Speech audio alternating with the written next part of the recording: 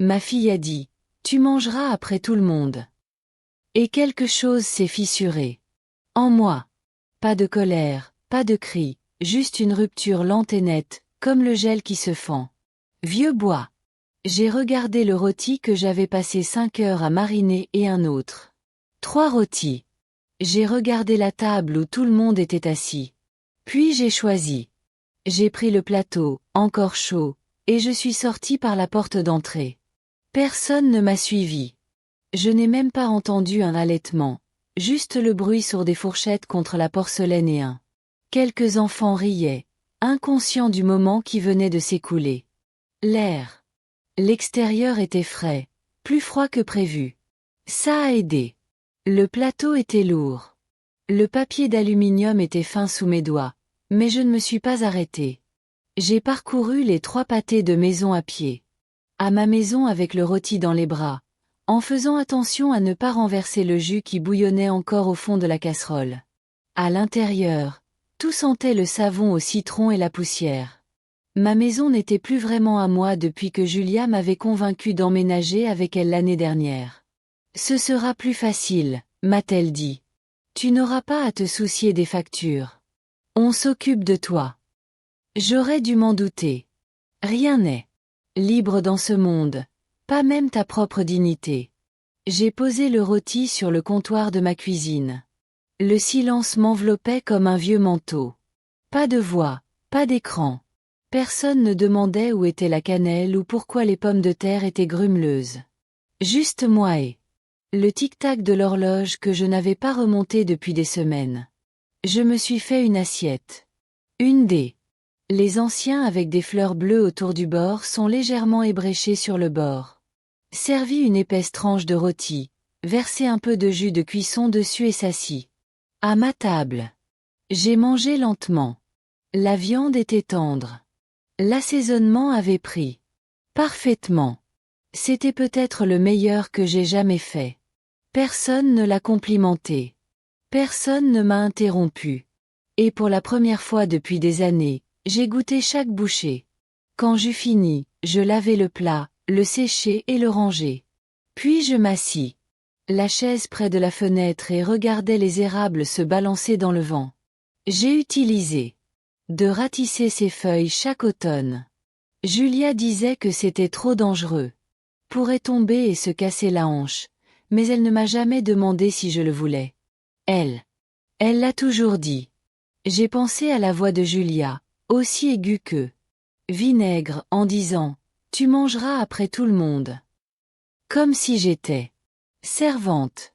Comme si des décennies d'être sa mère, de la nourrir, de la laver. Aider ses enfants ne signifiait rien. Elle avait toujours eu une façon de parler qui. On aurait dit qu'elle donnait des conseils, même lorsqu'elle donnait des ordres. En vérité, je savais que ce jour arriverait. Il m'a suffi d'une seule phrase. Pour me faire voir clairement. Je suis resté assis près de cette fenêtre pendant un long moment. J'ai réfléchi à toutes les fois où je suis resté silencieux. Toutes les fois où je me suis dit que ça ne valait pas la peine. Se battre. Quand elle m'a agressé devant son mari. Quand elle a levé les yeux au ciel. Parce que je ne comprenais pas son nouveau lave-vaisselle sophistiqué. Quand elle a dit « Ne porte ça à la fête. C'est démodé. » Quand elle m'a dit que je devrais commencer à planifier. Pour la fin comme si j'étais un fruit gâté, j'ai pensé à mon autre fille. Grace, partie depuis 10 ans. C'était la douce, celle qui m'apportait du thé. Quand mon arthrite a éclaté, celui qui appelait chaque semaine juste pour parler, même. Quand elle était fatiguée, elle m'avait laissé une petite fille, Rachel. Rachel, douce et observatrice. Elle serait assez grande maintenant pour voir à travers les masques de la famille. Je me demandais ce qu'elle penserait. Si elle m'avait vu partir. Et puis j'ai pensé à moi, à la fille que j'avais. J'étais autrefois et la femme que j'étais devenue. Je n'étais pas amère, juste fatiguée. Fatiguée de vivre chez quelqu'un d'autre. Fatiguée qu'on me parle comme à une obligation. Fatiguée de prétendre qu'être utile équivalait à être aimé. Je me suis levée. Je suis allée au garde-manger, et j'ai sorti un stylo et un bloc-notes. Il y avait des choses que je devais faire, pas seulement aujourd'hui, mais bientôt. Mon nom figurait toujours sur l'acte de propriété de cette maison. Mes économies étaient toujours sur mon compte. Il y avait encore du courant. Je l'avais juste oublié dehors. Le soleil baissait et les lampadaires commencèrent à clignoter. Quelque part, Julia réalisait probablement que le rôti avait disparu. Peut-être que quelqu'un. Je me demandais enfin où j'étais. Peut-être pas. Peu importe. Ce soir, je dormirai. Dans mon propre lit, je mangerai ma propre nourriture et je ne rendrai de compte à personne. Et demain, je commençais à prendre des décisions, non pas comme un fardeau pour quelqu'un, mais comme moi-même. Le téléphone a sonné 2 fois cette nuit-là, mais je n'ai pas répondu. J'ai vu le nom clignoter. Sur l'écran, Julia, et le laissa retomber dans l'obscurité. Elle ne laissa pas. Le message a sonné comme si le son seul pouvait me faire revenir. Ça n'a pas marché. J'ai dormi. Meilleur que depuis des semaines. Le genre de sommeil qui ne vient pas de la paix, mais de l'épuisement enfin levé. Je me suis réveillée aux premières lueurs du jour. Je l'ai toujours fait, même s'il n'y avait pas d'enfants habillés, pas de transport à l'école, pas de petit déjeuner à. Pour ceux qui levaient à peine les yeux de leur téléphone. Je me suis assis à la table de la cuisine avec une tasse de thé et une tranche de. La torréfaction à froid, encore plus savoureuse. Après une nuit de repos. Je ne l'ai pas réchauffé. Je n'ai pas fait d'histoire. Je l'ai juste mangé comme ça, tranquillement, lentement, pendant. La maison retenait son souffle autour de moi. À 8 heures, j'avais fait une liste, vérifié les comptes bancaires, appelé l'avocat, passé en revue les documents que Julia a aidé à organiser au printemps dernier, à prendre des décisions. La liste n'était pas. C'était long, mais c'était réel, et c'était à moi. J'ai sorti le dossier de l'étagère.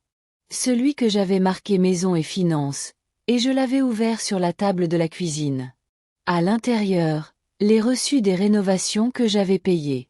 Facture de service public, toujours au nom de Julia, note d'elle suggérant que nous rationalisions. Chose, ce qui signifie que je devais changer de contrôle lentement mais sûrement, pour qu'il ne me reste plus rien à faire. Je me suis souvenu. Le jour où elle m'a convaincu de l'ajouter à l'un de mes comptes courants juste pour les urgences. Je pensais être pragmatique. C'est comme ça qu'ils vous ont, non? Ils ne prennent pas tout d'un coup. Jusqu'à ce que vous ne reconnaissiez même plus ce qui était à vous. La prochaine chose que j'ai ouvert mon email. Le site web de la banque était dans mes favoris depuis longtemps, même si je m'y connectais rarement. J'ai laissé tomber. À Julia trop souvent, mais pas aujourd'hui. J'ai réinitialisé le mot de passe et passé les contrôles de sécurité. Des questions, heureusement, toujours celles que j'avais choisies, et là c'était mon équilibre. Toujours intact, toujours à moi. J'ai pris note de me rendre à la succursale en personne. Je voulais des yeux pour regarder, pas seulement des écrans. Je voulais imprimer des dossiers, vérifier les formulaires d'autorisation, et plus de comptes joints. Plus d'accès pour plus de commodité. Juste moi, mon nom, ma signature. Ce n'était pas de la vengeance. C'était de la clarté. J'ai levé les yeux de mes notes et j'ai vu. Photo sur le réfrigérateur, l'une des rares que je n'avais pas emballée lors de mon déménagement. Grèce. Et moi, debout dans le jardin avec Rachel entre nous, pas plus de 7 ou 8, les mains pleines de basilic qu'elle arrachée directement de la jardinière. On riait tous les trois. Je jouais, je ne posais pas, je faisais semblant. Ce rire. Je n'avais pas ri comme ça depuis longtemps. Longtemps. J'ai pris le téléphone et composé le numéro de Rachel de mémoire. J'ai sonné 2 fois avant de répondre. Grand-mère. Sa voix m'a touché comme une chaleur. Lumière. Salut, ma chérie. Un silence. Puis, ça va? Maman dit, eh bien, elle. Elle n'a pas dit grand-chose, mais elle avait l'air furieuse. J'ai compris qu'il s'était passé quelque chose. J'ai souri. Quelque chose s'est produit. Je me suis souvenu que j'étais encore en vie. Rachel est restée silencieuse pendant un moment, puis j'ai laissé échapper un petit rire. Enfin, c'est une façon de le dire. Je suis parti. J'ai dit simplement. Hier soir, j'ai pris le rôti et je suis parti. Il y avait un autre. Pause, mais sans jugement, juste une lente expiration. Bien, dit-elle. Tant mieux pour toi. J'ai senti la gorge serrée. Veux-tu passer un de ces jours? Demandai-je. Je préparerai le déjeuner. Rien de spécial. Demain, dit-elle rapidement. Enfin, si ça te va, demain serait magnifique. Après avoir raccroché, j'ai traversé la maison lentement. Je ne l'avais pas vraiment regardée depuis longtemps. Les rideaux que j'avais cousus. Moi-même avant la naissance de Julia. La lampe en céramique ébréchée que je refusais de remplacer. La bibliothèque pleine de vieux. Des livres de poche que personne n'empruntait. Chaque chose avait sa place. Chaque chose tenait. Poids. J'ai épousseté. J'ai astiqué. J'ai ouvert les fenêtres. La maison a respiré avec moi. À midi, je suis allé dans le jardin et me suis tenu près des plates-bandes surélevées. Le sol était sec, mais ce n'était pas désespéré. Le persil tenait encore. Quelques maragoldes tenaces. Ils inclinèrent leur tête jaune. Je touchai le bord en bois du lit et y laissai mes doigts reposer. Julia me l'avait dit. Ne t'occupe plus du jardin. C'est trop pour toi, maman. Laisse-le faire. Elle n'a pas compris. On ne lâche pas les choses qui nous rappellent qui nous sommes. Tu les arroses. Même si tes mains tremblent, même si tes genoux se plaignent, même si personne d'autre ne le remarque, le téléphone n'a plus sonné ce jour-là. Et c'était bien. Grace disait que j'étais la femme la plus forte qu'elle connaissait. Elle le disait. Quand j'ai réparé la machine à laver moi-même, ou quand j'ai tenu la main de mon mari alors qu'il rendait son dernier souffle, ou quand je suis allée travailler 3 jours après ses funérailles parce que quelqu'un devait garder les lumières allumées. Drôle. Comment cette force devient invisible à mesure qu'on vieillit. On cesse d'être la femme qui a porté la famille sur son dos et est devenue la femme dont tout le monde parle. Celui à qui on donne une tape sur la main. Celui à qui on dit de se reposer, de s'asseoir, de rester dehors. Du chemin. Après la mort de Walter, je ne me suis pas effondrée. J'ai cuisiné, nettoyé, payé les hypothèques, travaillé tard le soir. Julia avait 21 ans, était fraîchement diplômée et avait hâte de déménager. Grace, encore au lycée, est restée proche. Elle avait toujours un pied dans le monde réel, jamais trop emporté par l'ambition pour oublier qui l'a élevée. Julia. Il avait de la motivation, sans aucun doute, mais Grace avait du cœur. Je me souviens du premier mois après la mort, comment Julia n'arrêtait pas de dire « Tu dois laisser quelqu'un t'aider », quand ce que je voulais dire, c'était « Tu ne fais pas ça comme je pense que tu devrais ». Elle a déménagé 1 mois plus tard. Elle a dit que la maison lui semblait trop lourde, elle a dit qu'elle avait besoin d'air. Grace est restée. Elle m'aidait à payer les factures quand elle le pouvait. Elle travaillait à temps partiel après l'école et me faisait rire quand les nuits devenaient trop longues. Silencieuse. Je la surprenais assise sur le porche, parlant aux étoiles comme si elles étaient de vieilles amies. Elle n'était jamais dans un état second. Se précipiter pour partir. Même quand elle s'est mariée, même quand elle a eu Rachel, elle a trouvé le temps. Ce genre d'amour ne crier. Ça se voit. Et quand le cancer est arrivé, elle l'a affronté de la même manière qu'elle. Elle a tout affronté. Doucement, mais les yeux ouverts. Elle m'appelait avant chaque rendez-vous de chimiothérapie, non pas parce qu'elle avait besoin de conseils, mais parce qu'elle savait que j'avais besoin d'entendre sa voix. À sa mort. Julia m'a dit, « Tu dois être forte maintenant pour Rachel. » Mais sa voix était sans douceur. On aurait dit une mission plutôt qu'un réconfort. Rachel n'avait que 12 ans. Elle a emménagé avec Julia parce que j'étais trop vieille pour élever un Adolescente. Je voulais lutter, dire que je pouvais encore être mère, même Simon. Certains matins, j'avais mal aux genoux et les mains tremblaient. Mais je ne l'ai pas fait. J'ai laissé faire. Et c'était peut-être là la première véritable capitulation. Non pas face à l'âge, mais face au doute. Les années suivantes se sont écoulées dans un tourbillon de compromis. J'ai vendu ma voiture. Tu n'en as plus besoin, maman. Julia a dit, on t'emmènera où tu veux. Sauf qu'ils ne l'ont jamais fait. J'ai arrêté. Elle organisait des dîners. C'est plus facile chez nous, insistait-elle. J'ai arrêté. Jardinage. Ton dos ne peut pas supporter ça. J'ai arrêté de décorer pour les fêtes. Faisons-le. Reposons-nous. Chaque fois que je lâchais quelque chose, je disais. Pour moi, c'était juste pratique.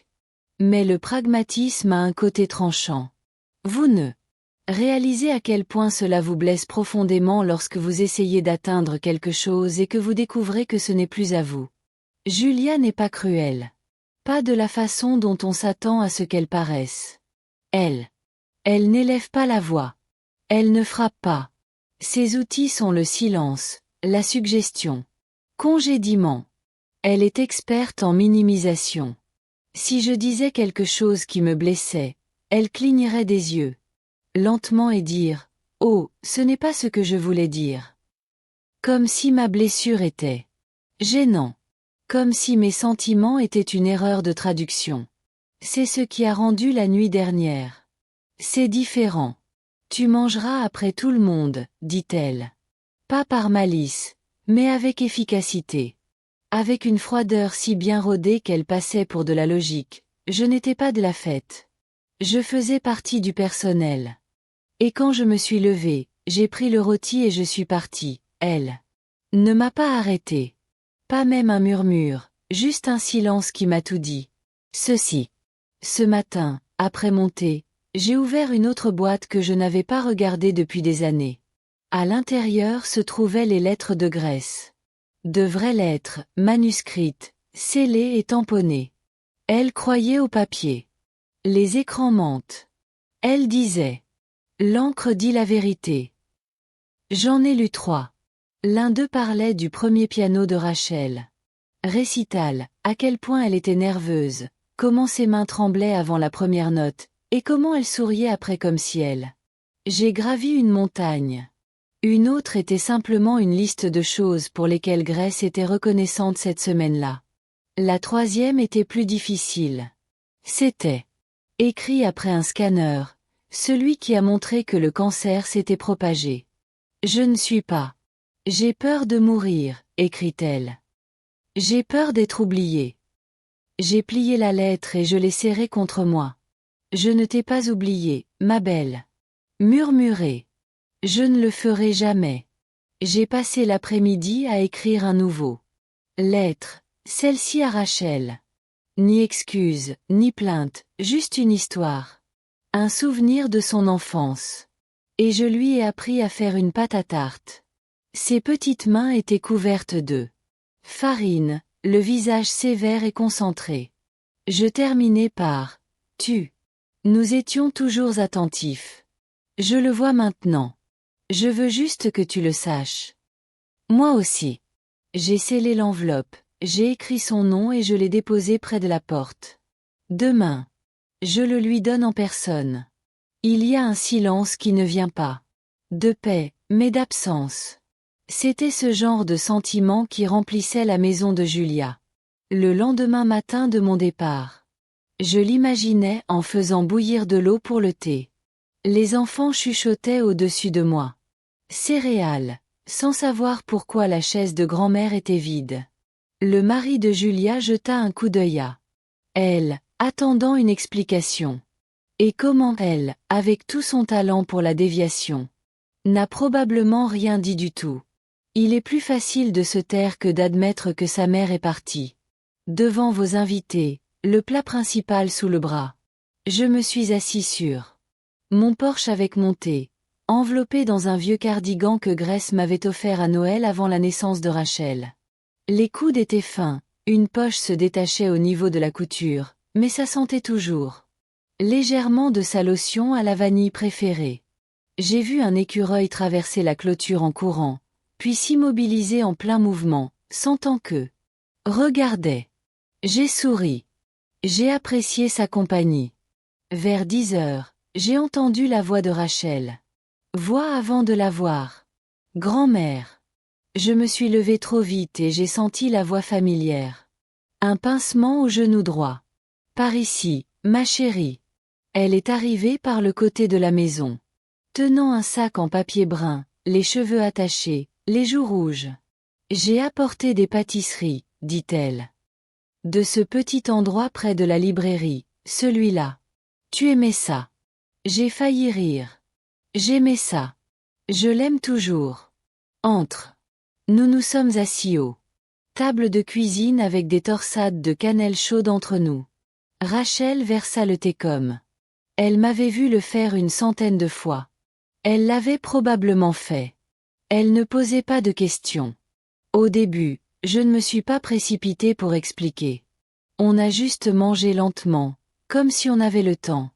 J'ai vu le visage de maman hier soir, dit-elle finalement.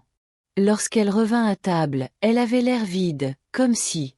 Je ne m'attendais pas à ce que tu partes. J'ai bu une gorgée de thé. Moi non plus, jusqu'à ce que. Je suis contente que tu l'aies fait, dit-elle en baissant les yeux. Je voulais dire quelque chose, mais je n'ai pas réussi. Je me sens chez moi. Ça n'était pas le cas, dis-je. Et pourtant, tu es là. Elle sourit, mais. Elle n'a pas tout à fait atteint ses yeux. Ce n'est pas une mauvaise personne, a dit Rachel. Discrètement. Mais elle vous traite comme une faveur qu'elle rend à l'univers. Comme si. Elle s'attend à des applaudissements pour vous avoir laissé vivre chez elle. Je n'ai rien dit. Je sais que. Ça a l'air dur, ajouta-t-elle. Non, j'ai dit que ça avait l'air juste. Nous sommes restés assis dans ce silence pendant un moment. Puis elle a sorti quelque chose de son sac, un trousseau de clés. J'ai fait. Des copies, dit-elle. Pour les urgences, bien sûr, mais aussi pour pouvoir venir quand je veux. Tu sais, si tu veux. J'ai pris les clés, je les ai soupesées dans ma paume. Il y en avait 3. Un avec une couverture rose. Ai-je mon mot à dire sur le porte-clés? Ai-je plaisanté? Rachel a souri. C'est non négociable. On a parlé encore un peu de l'école. À propos de son travail à la bibliothèque, du chat du voisin qui n'arrêtait pas de rentrer dans son appartement par l'escalier de secours. Elle a dit que son nom était Clémentine et qu'il avait des opinions sur tout. Quand elle. À gauche, je suis restée sur le porche jusqu'à ce que sa voiture tourne au coin de la rue.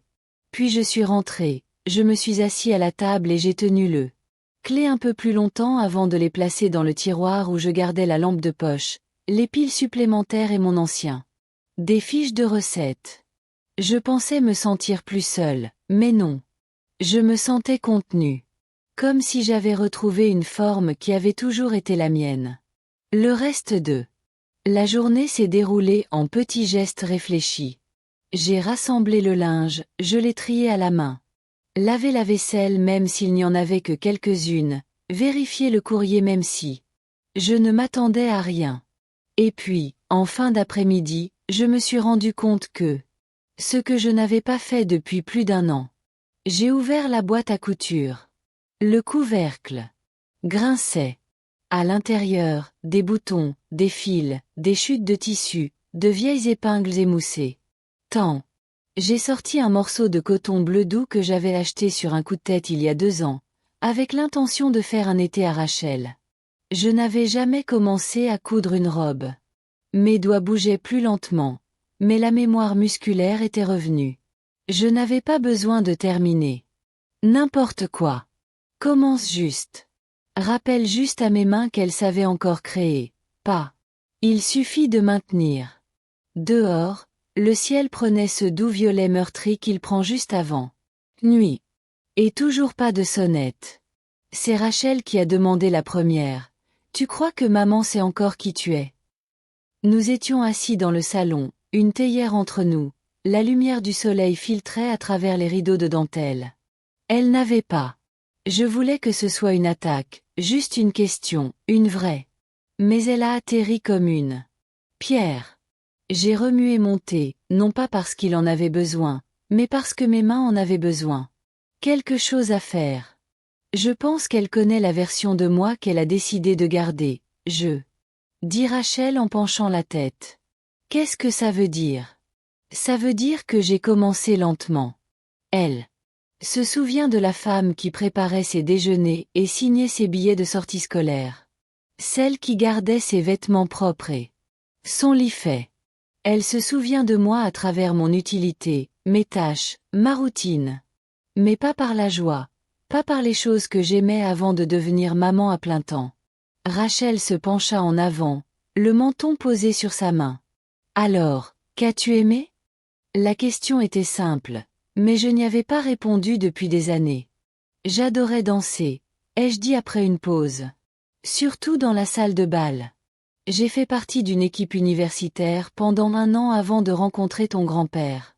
Et j'adorais les vieux disques de jazz et les biscuits au citron. Et nager à la carrière lors des journées les plus chaudes de juillet. Je me suis arrêté, surpris par la soudaine tension dans mes poitrines et j'adorais les dimanches matins quand la maison était calme et que je m'asseyais près une fenêtre avec un livre, et personne n'avait besoin de moi. Rachel sourit doucement. Je ne le savais pas. Bien sûr que non. Personne ne m'a jamais posé la question. Elle avait l'air d'être. Elle allait parler, mais son téléphone vibra. Elle jeta un coup d'œil à l'écran, grimaça et le retourna sans répondre. Ta mère? Elle hocha la tête. Elle a été intense. Elle me demande sans cesse où je suis. Si j'ai pris de tes nouvelles, comme si elle s'en souciait soudainement. Encore une fois. Elle n'aime pas que les choses bougent sans elle. Maniaque du contrôle. Elle n'aime pas. Je pense qu'elle l'est. J'ai dit que c'était ça le problème. Elle pense qu'elle sauve des gens. Elle pense qu'elle protège la famille de l'embarras, du désordre, Dieu nous en préserve, de l'inconfort. Rachel a haussé un sourcil en disant à sa propre mère d'attendre que tout le monde. J'avais mangé. J'ai haussé les épaules. C'est le genre de réconfort auquel elle croit. La hiérarchie. Elle veut que sa vie paraisse propre, peu importe la moisissure qui s'y développe. En dessous. Rachel secoua la tête.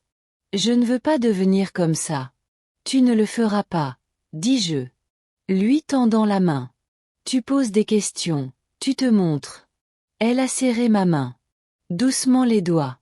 Cet après-midi-là, nous sommes allés nous promener dans le quartier. L'air sentait les feuilles humides et la fumée de cheminée. Rachel portait un sac en papier rempli de biscuits qu'elle avait ramassés sur le. Nous les avons partagés en marchant. Le regrettes-tu parfois? Demanda-t-elle. Soudain. Tout ce que tu as abandonné. Ai-je pensé un instant. Le trottoir. Craquait sous nos pieds. Un corbeau a crié depuis un fil au-dessus de nos têtes. Je regrette d'avoir pensé. Elle serait remboursée. Rachel ne répondit pas tout de suite. Puis elle dit, c'est juste. Elle m'a déposé plus tard et m'a serré plus fort que d'habitude. J'ai regardé sa voiture disparaître au bout de la rue, puis je suis retournée. Je suis entrée et j'ai verrouillé la porte. Non pas par peur, mais par choix. J'aimais savoir qui je laissais entrer. Cette nuit-là, je me suis assis près de la radio et j'ai découvert une station qui diffusait encore du jazz. Cold Train plus précisément. J'ai fermé les yeux et je me souvenais de l'odeur des sols cirés, du poids de la main de quelqu'un sur ma taille, du frisson de tourner au pas. Avec un rythme plus grand que nous deux. Je n'ai pas vraiment dansé, je me suis juste balancée. Mais c'était suffisant. Le lendemain matin, Julia est venue à la maison. J'ai vu. Elle se tenait raide sur le porche, quelque chose dans les bras. Je n'ai pas bougé. Je l'ai laissé frapper. 2 fois. Puis j'ai ouvert la porte. Salut, maman, a-t-elle dit. Sa voix était trop brillant, trop cassant. J'ai hoché la tête. Julia. Elle m'a tendu un plat recouvert de papier aluminium. J'ai ramené ton Tupperware et de la dinde, enfin, ce qui restait. Je l'ai regardé et je n'ai pas voulu le prendre. J'ai à manger, ai-je dit. Son sourire s'est estompé. Je me suis juste demandé, pourquoi es-tu vraiment là, s'est-elle hérissée. C'est si étrange. Pour que je vienne lui rendre visite. Oui, dis-je franchement. Elle regarda derrière moi, à l'intérieur de la maison. Rachel m'évite. Elle est là. Une pause. Julia prit une inspiration. Maman, je sais que les choses ont été tendues, mais il faut comprendre qu'il y avait des attentes de la part des invités. Je ne voulais pas être irrespectueux. Tu t'en fichais. Ce n'est pas juste. Non, j'ai dit que ce n'était pas le cas, mais c'est vrai. Nous sommes restés là quelques secondes, l'air entre nous chargé de choses qui n'avaient jamais été dites. Elle me tendit à nouveau le plat. Je ne bougeais pas. Je fis une rôtie, dis-je doucement. Julia cligna des yeux. Quoi? J'ai fait un rôti le soir de mon départ. Je me suis assis dans ma propre cuisine à ma propre table, et je l'ai mangé pendant qu'il était encore chaud. Elle avait l'air confuse, comme si elle ne savait pas si j'étais en colère ou fière. Maman, je n'ai pas besoin de tes restes, dis-je doucement. Puis je fermai la porte. Je n'ai pas verrouillé la porte après le départ de Julia. Je n'en avais pas besoin. Certaines limites sont plus fortes que des verrous. Je restai un moment dans le couloir, m'accrochant au silence. Mes mains ne tremblaient pas. Mon souffle. Je n'ai pas compris. La vieille peur, celle qui dit que vous êtes ingrat, ou qu'elle, bien intentionnée, avait disparu. Il s'était fané quelque part entre porte d'entrée et la première bouchée de ce rôti que j'ai mangé seul. Et comme toute chose morte, il n'avait plus de pouvoir. Plus tard, elle a enveloppé le plat qu'elle avait apporté dans un torchon de cuisine et l'a emmené dans la rue jusqu'au congélateur des dons de l'église. Là-bas, on prend la nourriture en toute discrétion. Pas de questions, pas de paperasse. Juste une âme charitable qui veille à ce que rien ne soit gaspillé. J'ai placé la dinde. À l'intérieur, j'ai laissé le Tupperware et je suis rentrée chez moi sans me retourner. Au moment où, quand je suis revenue, la bouilloire était encore chaude. C'est là que j'ai su ce qu'il me restait à faire. Pendant des années, j'avais laissé Julia gérer. Facture, compte en ligne, renouvellement. Tout a commencé petit, un rappel. Pour payer l'électricité, une suggestion de lier nos forfaits téléphoniques. Puis la banque est arrivée. Compte. Elle m'a convaincu de la désigner comme utilisatrice autorisée sur l'un d'eux, au cas où il se passe quelque chose, puis un autre. Puis les prélèvements automatiques ont commencé. Les frais de scolarité des enfants, une partie des courses, même une contribution mensuelle pour l'aide ménagère que je n'ai jamais réellement. J'ai vu les détails. Je n'ai pas discuté.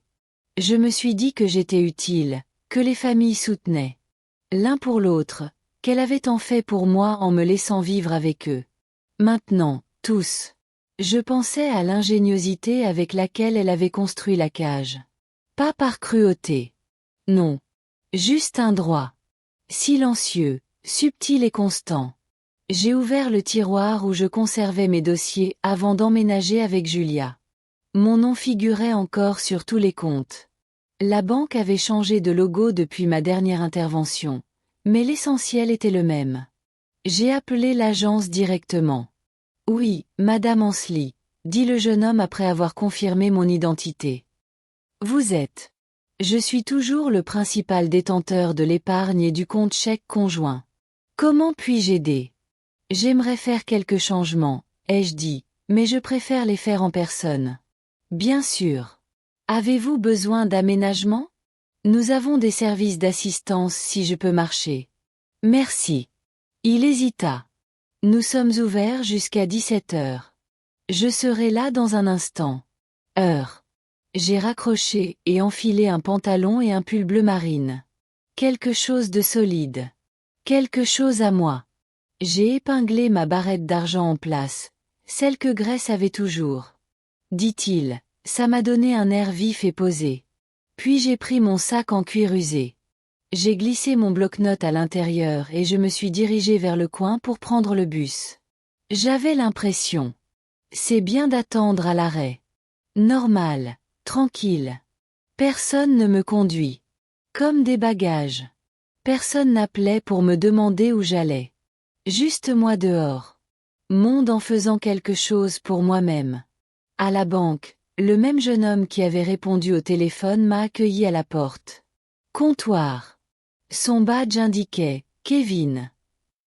Il sourit poliment, mais regarda légèrement. Mal à l'aise, comme si je pouvais me mettre à pleurer ou à me plaindre à tout moment. C'est ce que ils attendent des femmes de mon âge, des larmes ou de la confusion. Je ne lui ai donné ni l'un ni l'autre. Je voudrais supprimer un utilisateur autorisé de 2 comptes, dit-il en posant ma carte d'identité à plat sur le comptoir. Il cligna des yeux. Oui, bien sûr. Si vous voulez bien. Entrez dans l'un de nos bureaux, je vais chercher les formulaires. 10 minutes plus tard, je me suis assis à une table polie. Signature de documents sur votre bureau, d'une main ferme. Souhaitez-vous également révoquer votre autorisation en ligne? Autorisation d'accès? Demanda-t-il. Oui. Et les transferts automatiques? Tous. Il pose, les yeux fixés sur l'écran. Un virement récurrent de $450 est en cours. Chaque mois sur un compte de frais de scolarité. Je sais, je l'ai dit. Annulez-le. Un autre. Pause. Il y en a aussi de plus petites. Abonnement, service à domicile, trajet. Partagez l'activité. Vous les reconnaissez? Non. Annulez tout. Il hocha la tête et j'ai commencé à taper.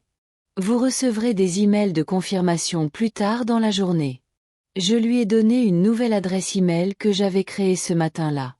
Envoyez-les ici. Les doigts hésitèrent à nouveau. Madame Ansley, si vous me le permettez. Il s'agit d'un changement important. Souhaitez-vous que nous signalions le compte au cas où quelqu'un essaie de rétablir l'accès sans votre consentement?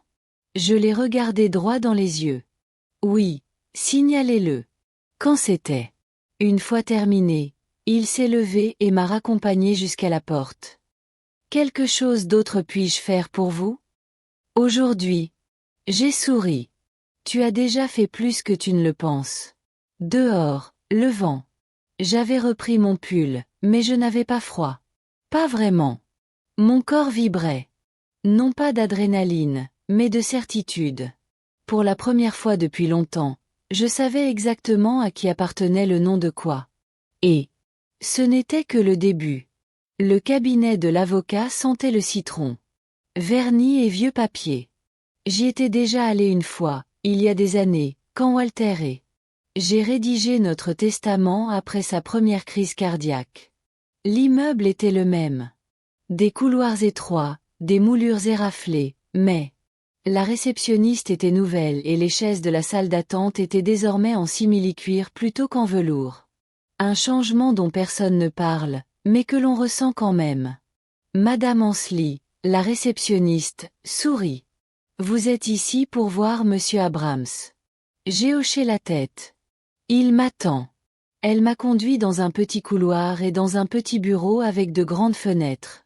L'homme derrière le bureau se tenait là quand je suis entré, plus gris que dans mes souvenirs, mais sa poignée de main était toujours aussi forte. Evelyne, dit-il en désignant. Chaise en face de lui. Ça fait longtemps. Oui, trop longtemps. Il s'assied. Il croisa les mains. Qu'est-ce qui t'amène? Je n'hésitais pas.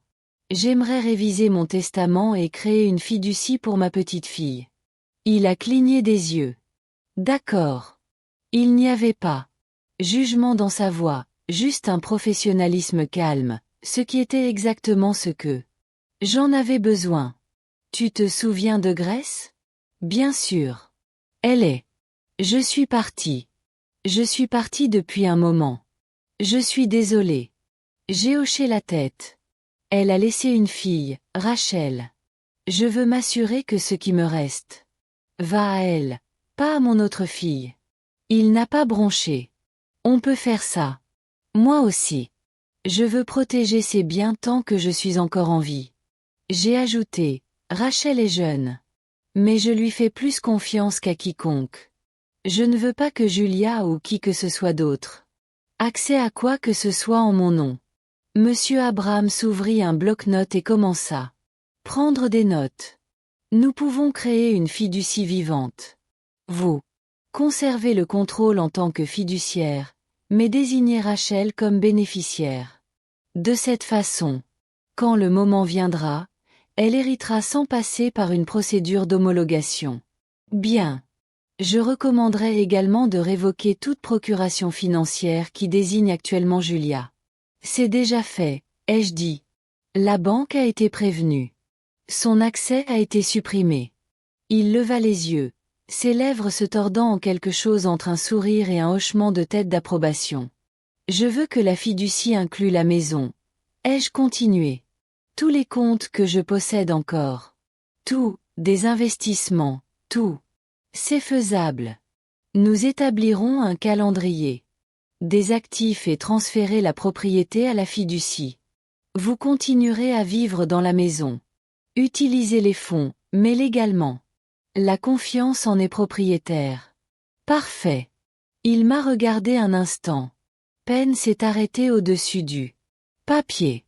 Puis-je vous demander ce qui a motivé ce changement, Evelyne?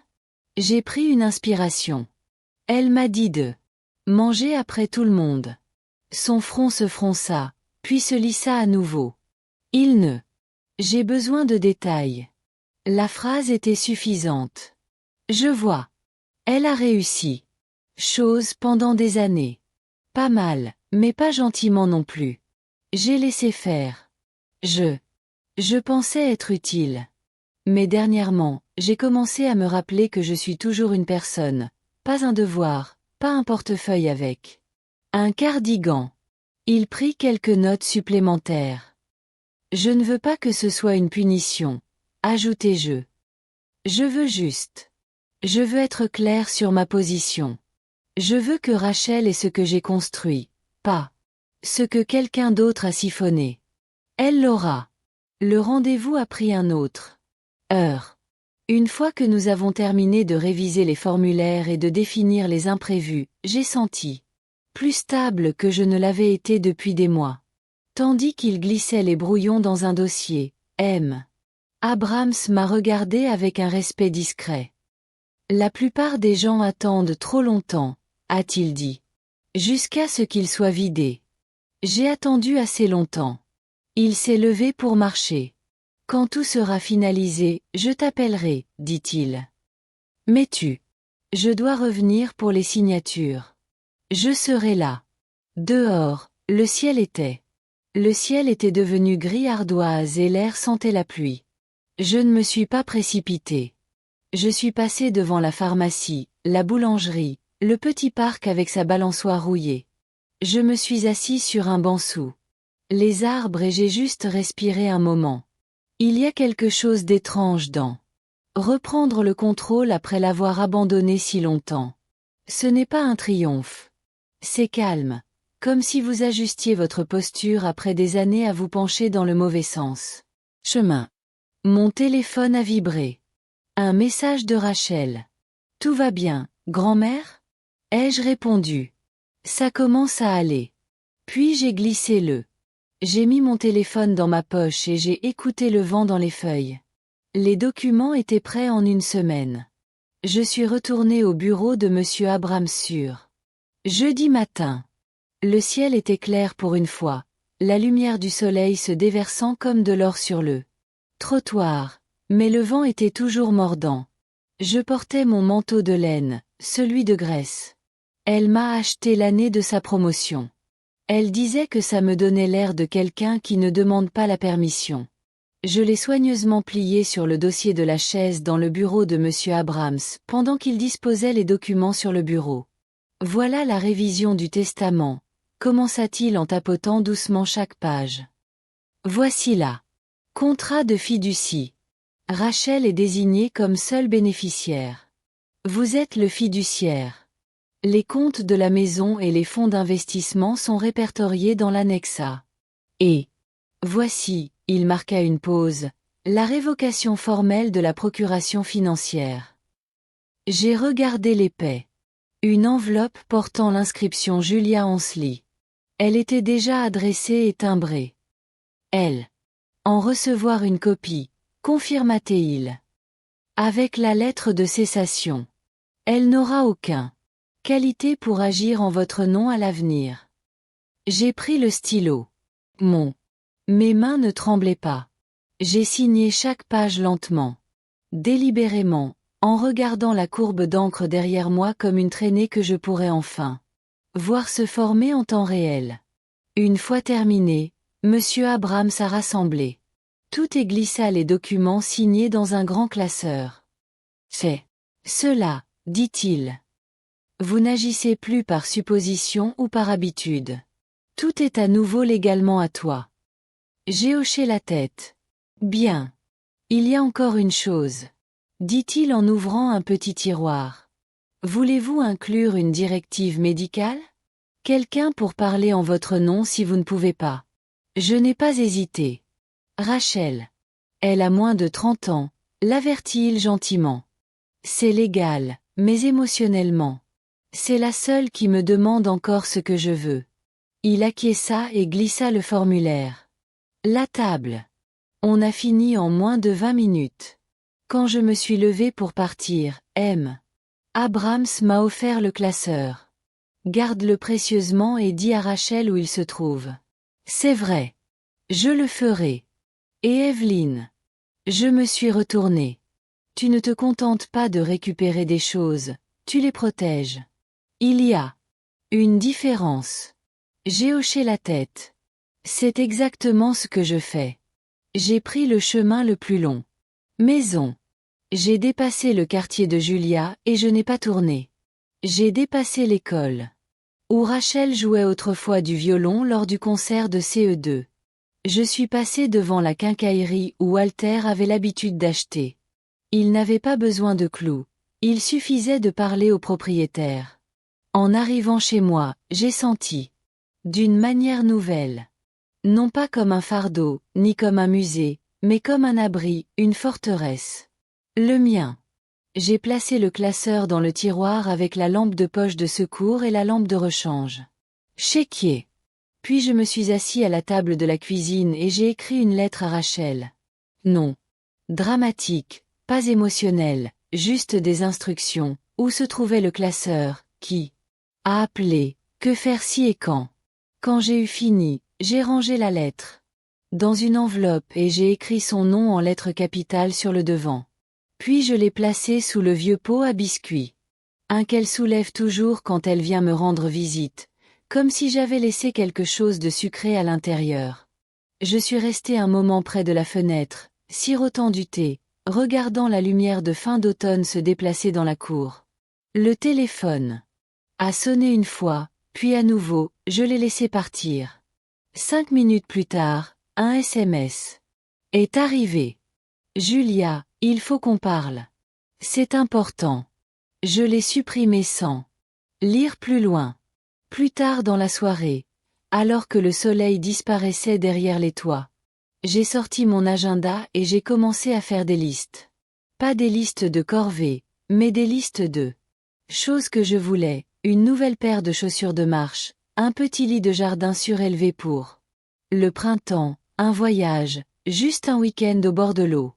Rien de grandiose, rien de sophistiqué. Chose, juste à moi.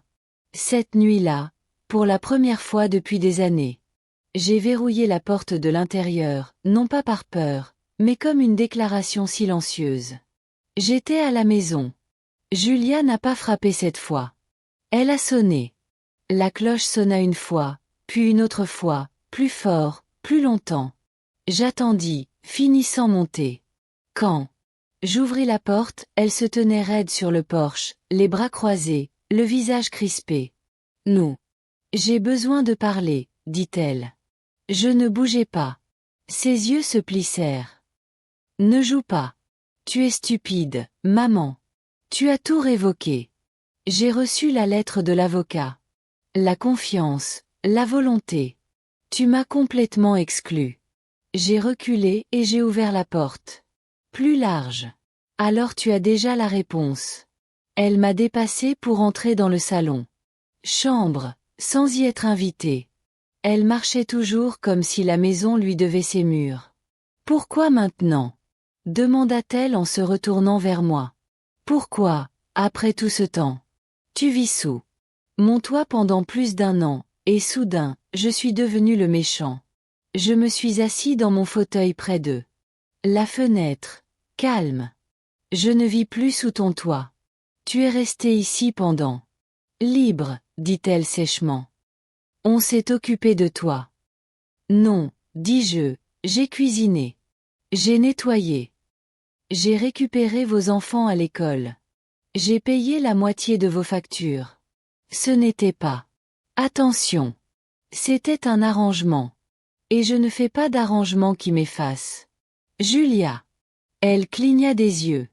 Pendant une seconde, sa bouche bougea, mais ne fit aucun bruit.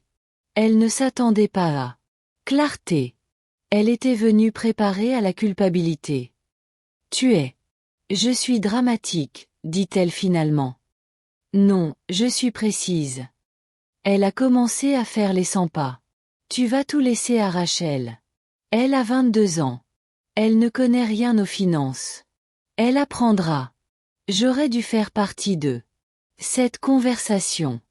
J'aurais dû. Tu avais des années. Je t'ai interrompu. Des années à traiter. Comme une personne, pas comme un fardeau. Tu ne l'as pas fait. Julia a arrêté de faire les 100 pas. Je ne l'ai pas fait. Je voulais te faire du mal. Ça ne t'a pas dérangé.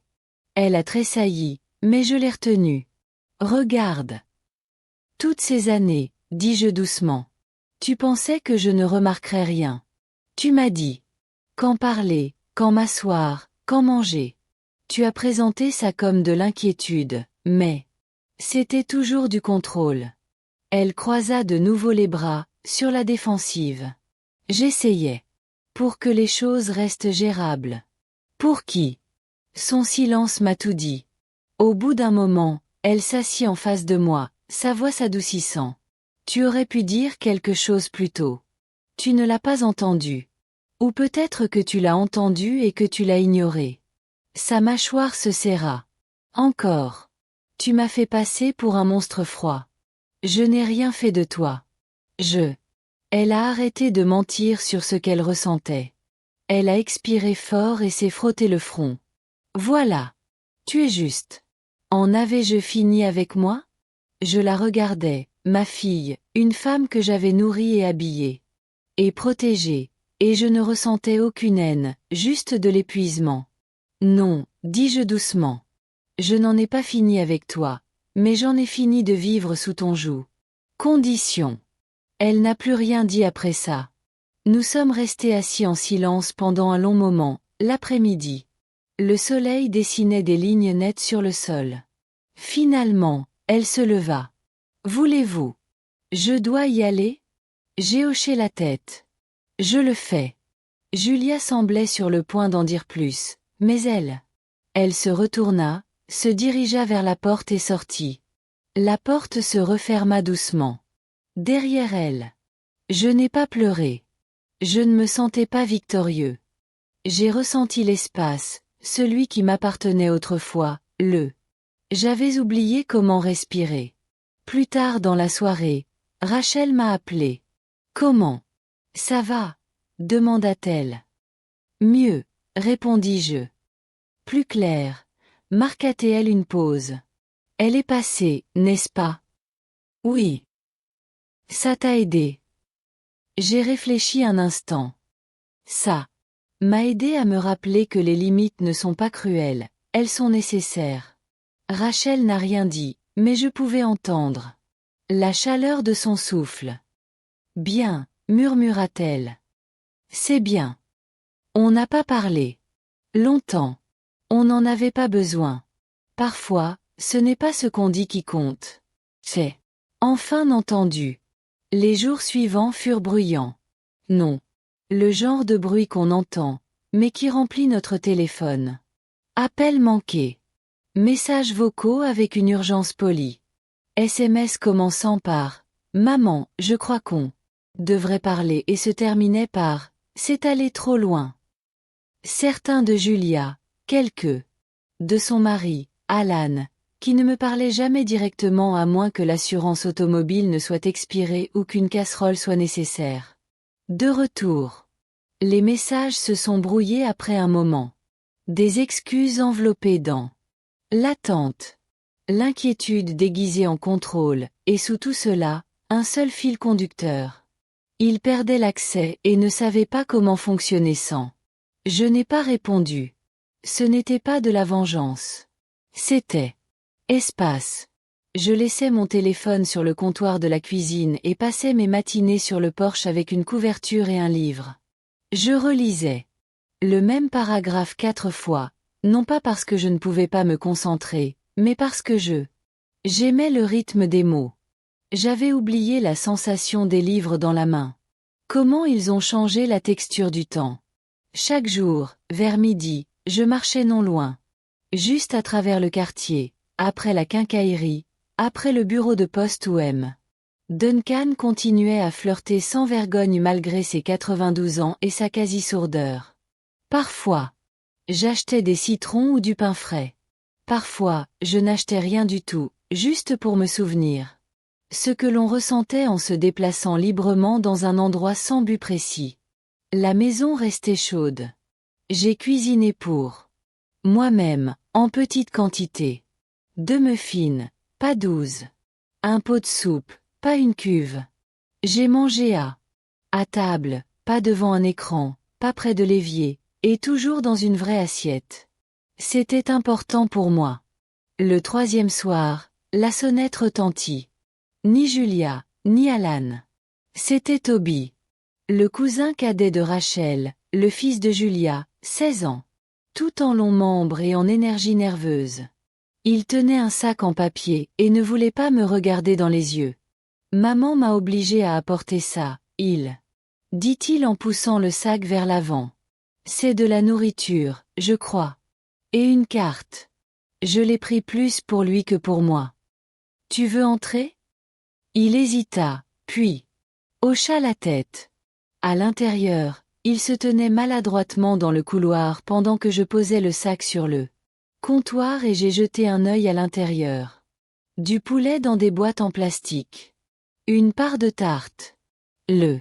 La carte n'était pas signée. Toby s'éclaircit la gorge. Je crois qu'elle a peur. De quoi? De ne pas avoir été pardonné. J'ai hoché la tête. Et toi? Il a haussé les épaules. Je suis juste perdu. Toi. Étais toujours là. Maintenant, tu ne le es plus. Voilà ce qui arrive quand les gens cessent de te voir. Il baissa les yeux vers son des baskets. Rachel dit que tu n'es pas fâché. Que tu es fatigué. Moi si. Il hocha la tête. Encore une fois. J'aimais bien quand tu vivais avec nous.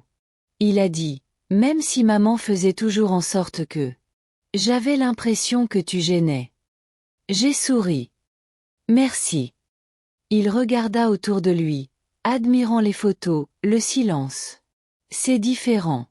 Voilà. Ça sent le vrai. Ça m'a fait rire. C'est sûrement à cause des oignons. Il sourit. Avant de partir, il s'arrêta près de la porte. On est toujours de la famille? Je regardai. À lui, si jeune, dont la voix grandissait encore. Toujours, dis-je. Mais la famille est. Les limites ne sont pas des ennemis. Il fronça les sourcils. Qu'est-ce que ça veut dire? Ça veut dire que tu es. On a le droit de dire non aux gens qu'on aime. Oh. Il resta là une seconde de plus. Puis s'est avancé et m'a serré dans ses bras. Gêné et rapide, mais réel. Après qu'il. À gauche, je me suis assis à la table avec la carte. Pas de signature, pas de mots, juste un espace vide. Intérieur avec un mot tapé sur le devant. Désolé. Ça ne me semblait pas suffisant. Mais je n'étais pas. J'attendais que ça arrive. Ce soir-là, je n'ai pas éteint mon téléphone. J'ai juste allumé. Le volume baissé. Le bruit de ma propre respiration suffisait. Julia attendit une semaine entière avant de réessayer. Cette fois, elle arriva par courrier. Une pâle enveloppe bleue, son écriture sur le devant. Elle avait toujours une écriture soignée, précise. Et penchée comme si elle essayait encore d'impressionner un professeur. Je l'ai ouverte à la table de cuisine, couteau glissant facilement dans le pli. À l'intérieur, une carte avec des garnitures dorées, le cadeau idéal pour les fêtes ou pour présenter ses condoléances. Sans émotion, juste de l'élégance. Le message. L'intérieur était court. Reprenons du bon pied. Venez dîner. Dimanche, juste en famille. Juste nous. Bisous, Julia. Je l'ai lu 2 fois. Puis je l'ai remis dans l'enveloppe et je l'ai mis de côté. Je n'ai pas eu besoin de réfléchir. Je connaissais déjà la réponse.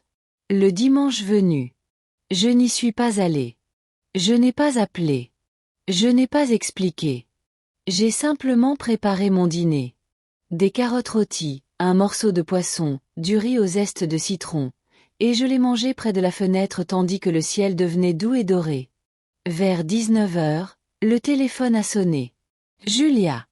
J'ai laissé tomber la messagerie. Puis il a sonné à nouveau. Et encore. Finalement, j'ai décroché. Sa voix était saccadée. Trop posée. Tu as la carte. Oui. On t'attendait. Je sais. J'ai fait l'agneau selon ta recette. J'ai remué mon thé. C'est gentil. Elle expira brusquement. Tu me punis? Non, j'ai dit que je le ferais. Déclinant. Elle ne comprenait pas. Je l'entendais dans le silence. C'est juste. Dîner, maman. Ce n'est jamais juste un dîner avec toi. Une pause. J'essaie de faire des choses. C'est vrai. Non, j'ai dit que vous essayiez de réinitialiser le tableau comme il était, de le remettre à ce qui était confortable pour toi, mais je ne joue plus. Sa voix se brisa. Juste un peu. Rachel dit que tu as changé. Elle a raison. Je ne sais pas ce que tu veux de moi. Rien. J'ai dit, c'est le but. Un long silence s'installa entre nous. Puis, d'une voix plus douce, elle dit, je m'ennuie. Toi. Je te crois. Plus de silence. Mais je ne reviendrai pas en arrière, ajoutai-je. Je ne m'assiérai pas à une table où l'on me demande de gagner ma place. Je n'échangerai pas ma présence contre une permission. Sa voix se durcit. Vous. Tu crois que tu es meilleur que nous maintenant? Non, dis-je. Je crois que je me souviens enfin que c'est important. Elle n'a pas répondu. Et je n'ai pas comblé le vide. Finalement, elle a dit, je ne sais pas quoi faire d'autre. Tu n'es pas obligé de faire ça. Quoi que ce soit, dis-je doucement. Arrête juste de t'attendre à ce que je redevienne celle que j'étais quand je me suis oubliée. Elle a mis fin à l'appel. Non pas avec colère, mais avec une sorte de finalité. Une porte qu'elle ne savait pas ouvrir et qu'elle n'était pas prête à franchir. Je restai assis là un long moment, à écouter le silence. Ni solitaire, ni triomphant. Je restai immobile. Plus tard, j'ouvris le tiroir, sortis l'enveloppe bleue et la déchirai en 2. Puis, encore, et encore. Les débris volaient dans la poubelle comme des feuilles séchées. Pétales. Je me suis couché tôt. Pas de rêve, juste du repos. Et au matin, je me suis réveillé. Sans crainte. J'ai signé le bail un mardi. C'était un petit appartement, 2 pièces et une cuisine au 2e étage d'un immeuble calme. Bâtiment près du parc. Rien de grandiose, rien de raffiné, mais les fenêtres donnaient sur. À l'est, la lumière affluait comme du miel chaque matin. Cela comptait plus que le granit. Comptoir. Le propriétaire, Monsieur Patel, était gentil. Il a aidé à transporter des boîtes dans les escaliers étroits et m'ont montré où se trouvait le panneau de disjoncteur, juste au cas où. Quand je lui ai demandé s'il fallait peindre les armoires de cuisine, il a haussé les épaules et m'a répondu: Tant que. Comme tu ne choisis pas le noir, je te fais confiance. J'ai choisi le vert sauge. Rachel m'a aidé. Nous nous sommes installés. Nous en avons profité pour défaire nos valises lentement, en buvant du thé glacé, des tasses dépareillées, et nous avons ri en trouvant des objets dont je ne me souvenais même pas. Elle a accroché une petite affiche encadrée. Au-dessus de l'évier. Un citronnier, doux et délavé. On dirait que tu es là, dit-elle. Enraciné, mais toujours en croissance. J'ai souri. C'est plus agréable que de s'appeler Hardy. Nous avons passé l'après-midi à ranger les étagères. Les lettres de Grèce ont été placées dans une boîte en bois qui se trouvait désormais sur le côté. Table, assez près pour être touchée. Le soir, Rachel dut partir. Avant de le faire, elle a placé une plante, en pose rampante, sur le rebord de la fenêtre.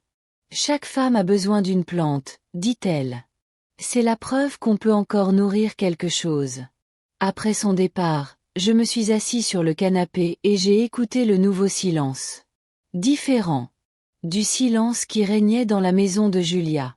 Celle-ci n'insista pas. Elle accueillit. Elle demanda. Rien. J'ai préparé un dîner simple. Des épinards sautés, un œuf à la coque et du pain grillé. Je l'ai mangé. Lentement, regardant les ombres grimper sur le mur opposé. Personne ne demanda pourquoi il n'y en avait pas plus. Côté. Personne n'a critiqué la douceur du jaune. Le lendemain matin, j'ai rencontré mon voisine. Elle s'appelait Ruth, avait 83 ans et marchait avec une canne ornée de motifs floraux. Des autocollants partout sur le manche. Tu es le nouveau, dit-elle en me regardant comme une. La commerçante fait une nouvelle livraison. Je suppose que oui, dit-elle en désignant mon porte. Ne sortez pas les poubelles avant 17 heures. Il nous trouve, ainsi que la dame du 2B. Les écureuils, mais ne le dites pas à la direction. Je l'aime trop pour l'avoir expulsé. J'ai souri. Merci pour le avertissement. Elle se pencha en baissant la voix. Tu es divorcée? Non, veuve. Elle. Elle a incliné la tête. Alors, qu'est-ce qui t'amène ici? Je n'ai pas hésité. Je me suis rappelé que j'avais le droit de vivre selon mes propres conditions. Ses lèvres se contractèrent. Eh bien, c'est. Il était temps. Nous sommes restés dans le couloir à discuter pendant 20 minutes. À propos de l'arthrite. Vieux film, et quel marché offrait les meilleurs produits. Elle me rappelait un peu. De moi-même, vive quand il le fallait, mais gentille en profondeur. Une femme qui. Plus qu'elle ne le laissait paraître. Cet après-midi-là, j'ai réorganisé. Tiroir à couverts, non pas parce que c'était mal, juste parce que je le pouvais.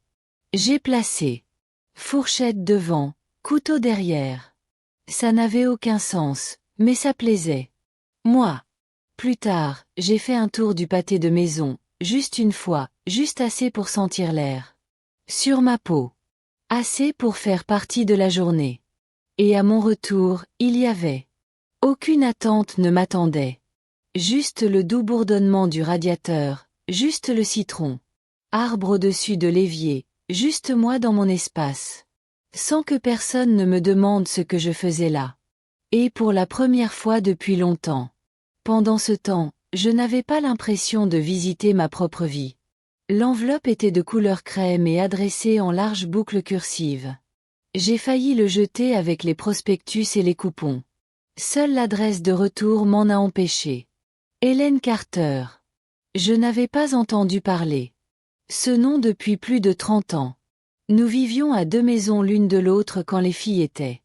Elle avait des jumeaux, tous deux bruyants et rapides, et qui traînaient toujours des traces de boudin. Sa cuisine. On s'asseyait sur les marches de derrière, buvant du café pendant que les enfants transformaient le jardin en zone de guerre. Elle fumait des menthols et portait ses cheveux en une tresse qui lui pendait dans le dos comme une corde. Elle a déménagé après que son mari a été muté dans l'Idaho. Nous avions promis. Écrire. Nous ne l'avons pas fait. J'ai ouvert la lettre à la table de la cuisine, le thé déjà infusé. Le papier était épais, l'encre un peu fanée. Ça a commencé. J'ai vu ton nom dans le bulletin paroissial. On disait que tu avais pris la parole lors d'une collecte de fonds en mémoire de Grèce au printemps dernier. Je n'arrivais pas à y croire. Je suis désolée. Il m'a fallu tellement de temps pour trouver les mots justes, mais quand j'ai revu ton nom, je savais que je devais tendre la main. Elle se souvenait de Grèce, de son rire. Je me souviens qu'elle dessinait des images sur le trottoir à la craie et qu'elle insistait sur le fait qu'il s'agissait d'invention. Elle a écrit sur ses fils, l'un est maintenant enseignant, l'autre travaille dans la foresterie. Elle avait des petits-enfants, un chien, une nouvelle hanche. Elle disait être plus lente maintenant, mais ce n'était pas fini. Et pourtant. Puis, vers la fin, je me souviens encore de la femme qui dansait pieds nus dans le Il pleut pour ton 40e anniversaire. Celui qui a dit, si le monde est déjà mouillé, autant bouger avec. J'espère que tu as continué à danser. Et sinon, eh bien, il n'est jamais trop tard. J'ai posé la lettre et j'ai senti quelque chose de doux et de vieux se presser. Dans ma poitrine, pas de tristesse, pas vraiment de nostalgie. Juste une reconnaissance. J'avais oublié cette femme. Elle n'était pas un fantasme, ni une version de moi-même sortie d'un rêve. Elle était réelle. J'ai vécu ici une fois dans ce corps avec ses mains. Et je l'avais enterrée sous des années de. Le dîner est-il prêt et peux-tu aller chercher les enfants? Et tu es juste sensible. Maman. Je me suis levée, j'ai traversé la cuisine et j'ai ouvert le tiroir où je gardais les vieux. Des torchons. Tout au fond, plié serré, se trouvait un CD que Rachel avait gravé pour moi. Il y a des années. Grand maestro jazz, écrit au marqueur argenté. Je ne savais même pas si.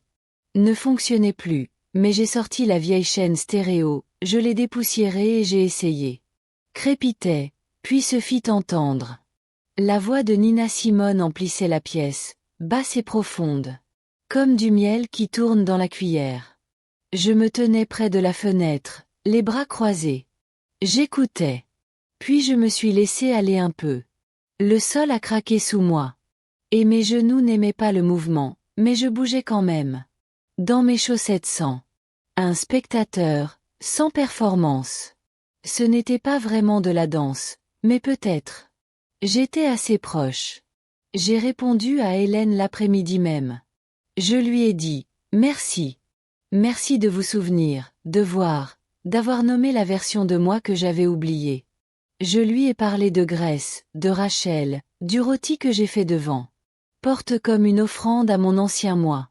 Je n'ai pas mentionné Julia. Je n'avais pas besoin. Ah, j'ai terminé la lettre avec une phrase qu'elle m'avait dite un jour après avoir renversé du café. J'ai enfilé une nouvelle robe et j'ai failli pleurer. Tu as le droit d'être désordonné. Mais ne le fais pas. Fais comme si c'était le problème de quelqu'un d'autre. Je n'avais jamais oublié ça, même si j'oubliais. Tout le reste. Quand je me suis dirigée vers la boîte aux lettres, le vent s'est levé. Froid et rapide, mais pas punitif. L'imprimé citronnier flottait légèrement. Quand je suis rentrée, j'ai touché légèrement le cadre. Je me souviens de toi, dis-je doucement. Et c'est ce que je fis. Rachel est venue un vendredi. Sans prévenir, sans texto. Juste un léger coup à la portée. Son visage derrière la vitre dépolie. J'ai apporté des champignons, dit-elle en levant. Un sac en papier brun. Et ces petits oignons que tu aimes. J'étais sur le point de. Fais de la soupe, dis-je. Parfait, sourit-elle. Je vais hacher. On n'était pas pressé. La cuisine. Ce n'était pas grand, mais nous nous déplacions facilement. Je lui ai montré où je rangeais les couteaux, toujours aiguisés, toujours familiers. Elle épluchait des oignons avec des mains expertes, les yeux clignant à cause de la piqûre. J'avais oublié à quel point ils étaient forts, murmura-t-elle. C'est comme ça qu'on sait qu'ils sont honnêtes, dis-je. Elle rit et s'essuya. Ses yeux. J'ai nettoyé les champignons délicatement avec une serviette. Pas de trempage, pas de raccourci. Elle m'observa un instant, puis m'imita. Maman les frotte toujours sous le robinet. Ta mère n'avait jamais de patience. Pour les champignons. Rachel n'a pas discuté. Elle a simplement hoché la tête. Nous avons travaillé dans un calme confortable, seulement brisé par le bouillonnement de la marmite. L'odeur emplissait l'appartement, terreuse, savoureuse, chaleureuse. Elle trouva des bols dans le placard sans demander, mit la table sans. Une fois assis, aucun de nous n'a pris son téléphone. Elle goûta la soupe et ferma les yeux. Mon Dieu, grand-mère, c'est parfait. Souris. C'est juste de la soupe. Non, dit-elle. C'est à toi. C'est la différence. Nous mangions lentement. Elle trempait son pain dans le bouillon et le laissait tremper. Avant chaque bouchée. Quand les bols furent presque vides, elle leva les yeux. Je pense que je finirai comme elle. Il n'y avait aucune amertume dans sa voix, juste la question. Simple, sincère. Non, j'ai dit. Tu as déjà posé la question qu'elle n'a jamais pu poser. Rachel a joué. Avec sa cuillère. Elle essaie encore. Elle m'envoie des messages pour me dire qu'elle veut. Parler. Tu veux. Elle réfléchit un long moment, puis secoua la tête. Non. Pour l'instant. Je ne crois pas à ce qu'elle veut. Tu ne lui dois pas plus que nécessaire. Elle avait l'air soulagée. Non pas parce que je lui en avais donné la permission, mais parce que je lui avais dit. À voix haute. Après le dîner, on a fait la vaisselle ensemble. Elle a séché. J'ai rincé. J'aime ça. Tiens, dit-elle. Ça semble honnête. C'est la deuxième fois que tu utilises ça. Un mot pour ce soir. Ouais, dit-elle en souriant. Je crois que j'en ai envie. Quand on aura fini. Elle ne s'est pas précipitée pour partir. Elle est allée dans le salon, s'est assise. Par terre, le dos contre le canapé. Je l'ai rejointe. Je pensais. Tu étais juste silencieux, dit-elle. Mais maintenant, je pense que tu étais juste prudent. J'ai hoché la tête. Il le fallait. Pourquoi? Parce que quand on grandit dans un monde qui ne demande rien, ce que tu penses, tu apprends d'abord à l'observer, à le mesurer. Et maintenant, j'apprends à y répondre. Avant qu'on me le demande. Rachel pencha la tête en arrière, la reposant contre les coussins. Tu veux être comme ça, dit-elle. Tu le es déjà. Nous sommes restés assis un long moment sans. Elle finit par se lever, enfila son manteau et m'embrassa sur la joue. Merci. Pour tout ça, murmura-t-elle. Reviens la semaine prochaine, dis-je. On essaie une tarte. Marché conclu. Après son départ, j'ai nettoyé le comptoir, essuyé la cuisinière, plié le torchon. Au-dessus de l'évier. L'appartement sentait l'ail et le thym, l'effort et facilité. Je me suis servi un petit verre de vin et je me suis assis près de la fenêtre. Dehors, les lampadaires clignotaient. L'air était velouté, épais, calme, doux. Je n'ai pas pensé à Julia. J'ai pensé à Rachel.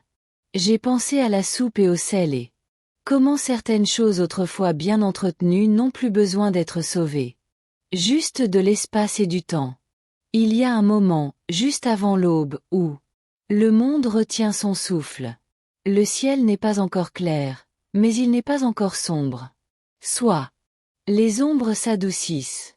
Même le vent semble s'arrêter. C'est là que j'aime. Il faut marcher maintenant. Il ne reste plus qu'une petite boucle jusqu'au coin, après la boulangerie qui ouvre. Trop tôt, puis retour. L'air est vif et les trottoirs encore humides. De la nuit. Parfois, j'aperçois Ruth du bout du couloir. Elle marche plus lentement ces jours-ci, mais elle. Les vagues sont toujours là. Le matin de mes 79 ans, j'ai trouvé un petit mot collé sur ma porte. Joyeux anniversaire. Evelyne. Tu me rappelles qui je veux devenir. Pas de nom, mais je savais que c'était ça. Rachel. Je n'avais pas besoin de fleurs ni de fanfares. Ce mot suffisait. J'ai fait moi-même des crêpes ce matin-là.